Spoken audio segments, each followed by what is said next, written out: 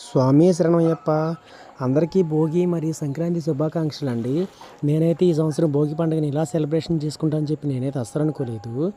ఎందుకంటే ప్రతి సంవత్సరం ఈ టైంలో నేను శబరిమలలో మకరజ్యోతి దర్శనం కోసం వెళ్ళడం జరుగుతుంది. ఈ సంవత్సరం అయితే పడి పూజకి వెళ్దాం అని చెప్పేసి వెళ్ళకుండా ఆగిపోయాము.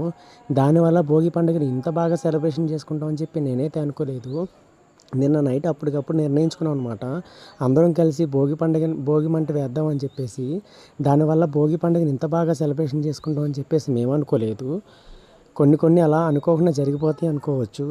మా పీఠం సభ్యులు అందరూ కలిసి వాళ్ళ ఇంటికి వెళ్ళి వాళ్ళ ఇంట్లో పనికిరాని పుల్లలు పాత చక్రాన్ని తీసుకొచ్చేసి రోడ్డు మీద పీఠం దగ్గర కుప్పలా వేయడం జరిగింది.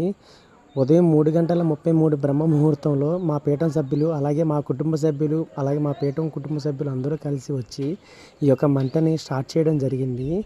దీనిలో పసుపు, కొంచెం కుంకుమ వేసి అక్షింతలు, పువ్వులు కూడా వేసాము. ఆవు పేడతో తయారు చేసినటువంటి ప్రమిదలు పెట్టి అందులో కర్పూరం వేసి ఆవు నెయ్యితో వెలిగించాము. వెలిగించిన కొద్ది సెకండ్స్లోనే ఈ భోగి మంట చాలా బాగా వెలగడం జరిగింది. మాకైతే చాలా ఆనందం అనిపించింది. ఇందులో కొంచెం వేడి నీళ్ళు కూడా పెట్టి అందరూ వేడి నీళ్ళతో స్నానం చేసాము ఈరోజు. మీకు డౌట్ రావచ్చు అన్నమాట, మాలలో ఉండి వేడి నీళ్ళతో స్నానం ఎలా చేశారని చెప్పేసి. భోగి మంటలో భోగి మంటలో కాచిన వేడి నీళ్ళతో మనం స్నానం చేయొచ్చంట స్వామి. ఎందుకంటే కొన్ని దోషాలు, ఏమైనా మన ఒంటిలో అనారోగ్య సమస్యలు ఉన్న దోషాలు ఏమైనా ఉన్నా సరే, చీడపీడలు ఏమైనా ఉన్నా ఆ వేడి నీళ్ళు మన ఒంటి మీద పడంగానే పాజిటివ్ ఎనర్జీ, నెగిటివ్ ఎనర్జీ అంతా పోయి పాజిటివ్ ఎనర్జీ వస్తుందంట స్వామి. మీరు ఈ భోగి మంటని ఎలా సెలబ్రేషన్ చేసుకున్నారో కామెంట్ రూపంలో చెప్పండి స్వామి.